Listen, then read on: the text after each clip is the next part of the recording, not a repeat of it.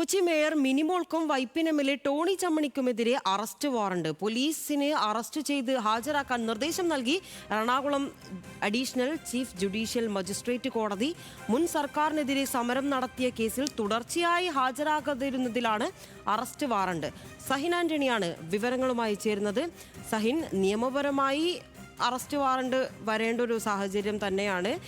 മുൻ സർക്കാരിനെതിരെ പ്രതിഷേധം സംഘടിപ്പിക്കുന്നു, കേസുണ്ടാകുന്നു. തീർച്ചയായും ഇവർ ഹാജരാകേണ്ടതായിരുന്നു, അന്ന് ഹാജരായില്ല. ഇതിപ്പോൾ അറസ്റ്റ് വാറണ്ട് പുറപ്പെടുവിച്ചിരിക്കുകയാണ് കോടതി.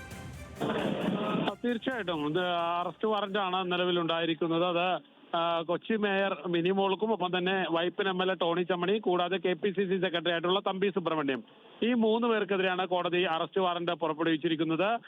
MP-മാരുടെയും MLA-മാരുടെയും കേസ് പരിഗണിക്കുന്ന അഡീഷണൽ ചീഫ് ജുഡീഷ്യൽ മജിസ്ട്രേറ്റ് കോടതിയാണ് ഇത്തരത്തിലുള്ള ഒരു അറസ്റ്റ് വാറന്റ് പുറപ്പെടുവിച്ചിരിക്കുന്നത്. വരുന്ന മാസം 22-ാം തീയതിക്കുള്ളിൽ ഈ 3 പേരെയും അറസ്റ്റ് ചെയ്ത് കോടതിയിൽ ഹാജരാക്കണമെന്നാണ് എറണാകുളം സെൻട്രൽ പോലീസിന് നിർദ്ദേശം നൽകിയിരിക്കുന്നത്.